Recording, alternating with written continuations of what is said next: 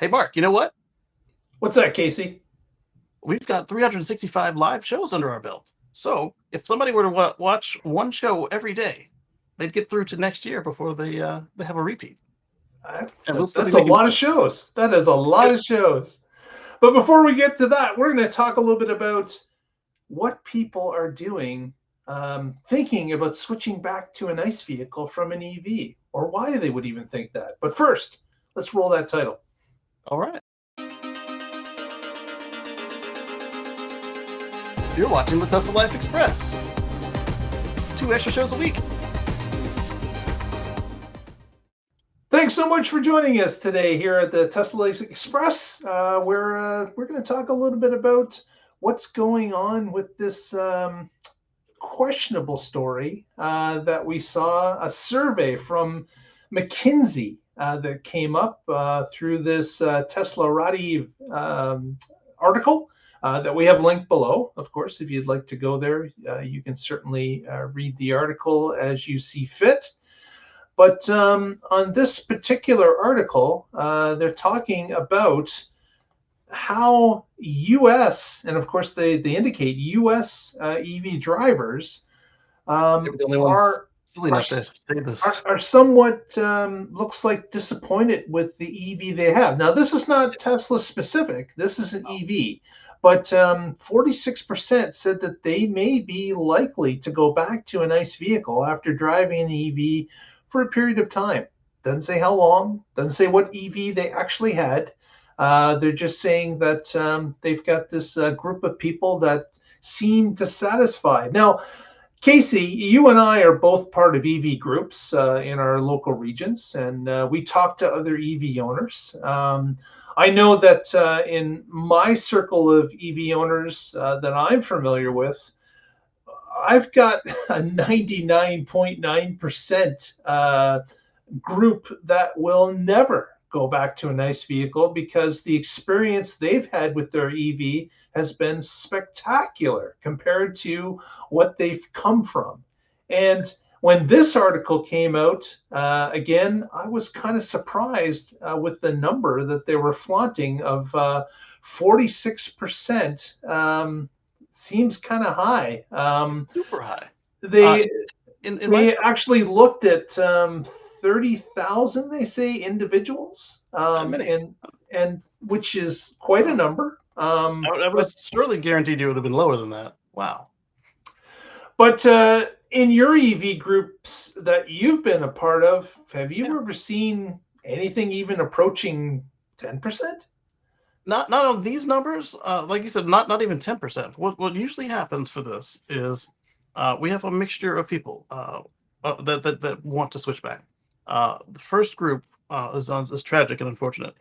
Something happens to their EV and they're not in a financial position to replace it, so they have to go get whatever used car they can scrape together, and it's usually a fossil at this point because EVs that are cheap enough but also meet their range needs are a little harder to come by, but are getting easier with things like the IRA. The other type are the folks who just jump in. All right, I'm going to never buy gas again, but they didn't do their research, and they end up Yeah, with the wrong car for them, either not enough range, or the wrong body type, or they got the right body type, but they got the wrong car. Like they were expecting to use superchargers back before everybody joined the Max Coalition, or say they got something like the Model 3 and they needed a hatchback.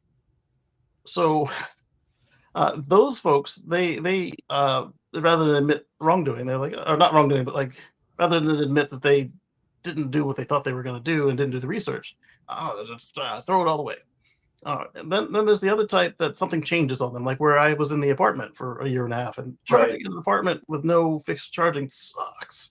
But I was dedicated to the cause, and I was not going back to gas. But not everybody has that same fortitude, because now instead of getting gas once a week, instead of refueling once a week or once or twice a month or whatever the case might have been for us, we were having to go to the supercharger 2-3 times a week, depending on where we were going and what we were doing. But it was Right. temporary, so I was like, let's just suck it up and then make sure that the next place truly has a plug next to the parking spot. How long And did you do that for in that situation? I think that was 13 or 14 months, and it was terrible. Wow. Yeah.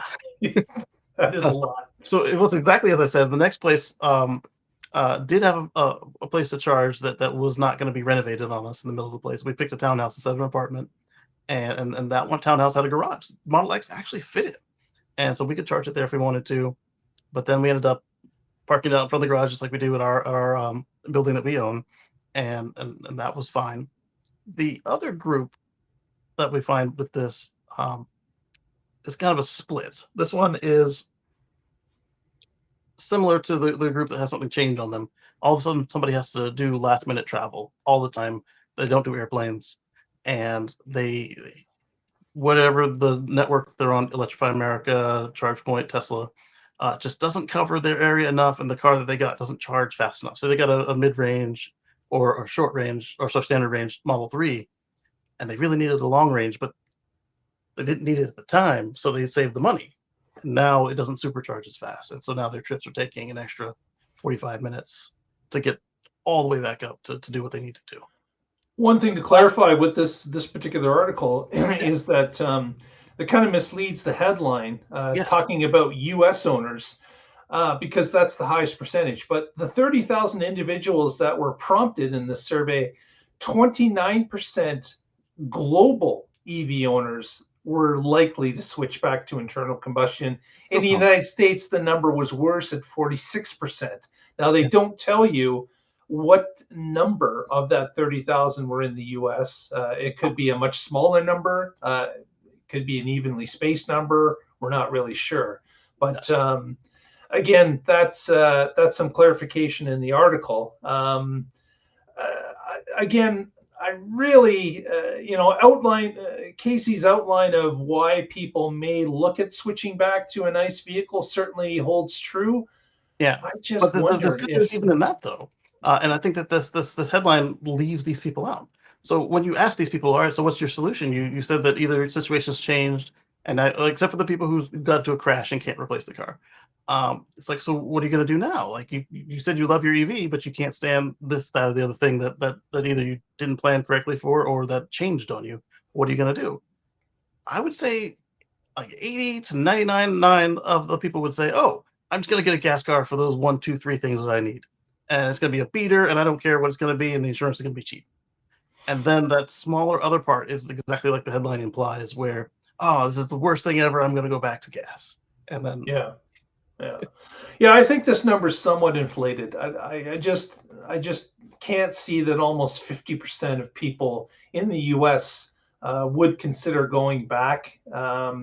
It just does not make sense based on the EV owners that I know and have spoken to in different groups over the years. I've had an EV since 2014, and that is something that I knew after just about 3 or 2 weeks. I knew that I am not going back. I am done. Now, of course, I had they both the did. foresight to look at what my needs were, Yeah. how this EV would work for me or wouldn't work for me. I did take caution in selecting what I was getting and what that vehicle could actually do. In fact, my first EV is I took over someone's lease for 9 months. So I really had the ability to walk away after 9 months if it made no sense. Yeah. But again, after a few weeks, I realized that it did make sense. It made a lot of sense financially. And the other benefits of EV, instant acceleration, the fun of driving, the quietness, so many things were in the plus column, and there wasn't much in the gas column at all. So Just this quick, is more range. That was it. exactly. So Yeah. it just it's something that I don't know. This sounds really strange. You out there watching, have you if you have an EV, are you considering going back? If so, what are the reasons or reason? Have you talked to other EV owners? Have you ever even talked to somebody that said, "Yeah, I've had it with this EV. I'd much rather go back to a gas vehicle." Be real curious to hear what their explanation is, and if you've talked to 5 or 10 EV owners, how many of them have ever said that? What kind of percentage do you see out there? Does half make sense? Have you ever heard of that And did many they people? And did they do what the article implied? Did they go whole hog back into gas, or did they do what most of my club members have said and just do gas for that one thing?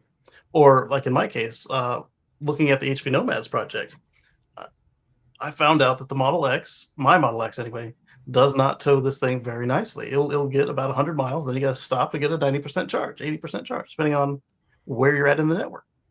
Was my solution, oh, I should get a Dodge Ram? No! The solution was, at some point, I want to get a Cybertruck with the extended range battery pack, or maybe look at like the new GM trucks with the Hummer size pack, but the full size body instead of the Hummer size body, where they just are better at towing.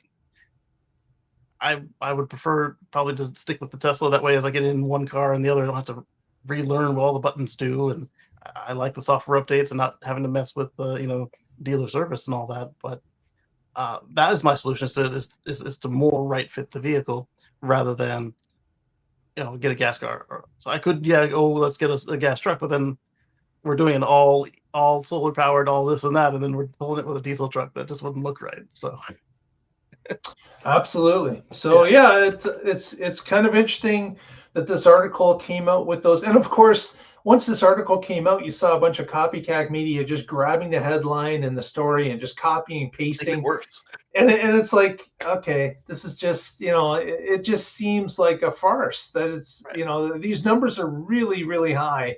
I'd be real curious to see how this survey was actually performed and what some of the answers were. And of course, there's no clarity in the article as to how this was performed or if those answers, as Casey had mentioned, were someone said, yeah, I'm going back to gas because I'm getting a beater and I'm going to use that for these one or two purposes that I need. I'm sorry, Casey? It might be mine. What's going on?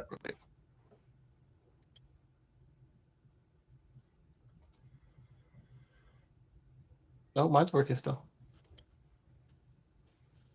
Am I gone? You're back. Okay. And it's good to be back. But again, this article is kind of light on the details. So we will have to find out what's going on if there's ever any type of a follow-up. But certainly, I don't see these numbers in the EV association I'm involved with, and I would hazard to guess that there is certainly a percentage that would make the change back, but almost 50% just seems a little bit disingenuous based on the information I've seen. So with that, Casey, any shout outs this evening? Yeah. So in 2 days, catch us on Wednesday on the Tesla Life Live for our 366th show. So that way, coming up, you won't be able to watch one show every day. You'll have to do more than one. And you have to multitask. Yeah. And just for extra clarification, I'm not in a rush to do something about the Model X because I got the free supercharging. And so this is going to be awesome. But what I've learned is if I have to go somewhere in a hurry, we'll either have to leave the trailer behind or it would be nice to have more range with a faster charging vehicle. But I'm not going to do gas. As Casey has mentioned, he took a 13-month roundabout to charge, so he's not about to let gas get in his way over something petty like that. So yes. Very good, very good. Well, if you haven't already, please give us a thumbs up, press that subscribe button. Really appreciate it. Help a small channel like ours, and we will get together next time and find out what's happening in the Tesla life.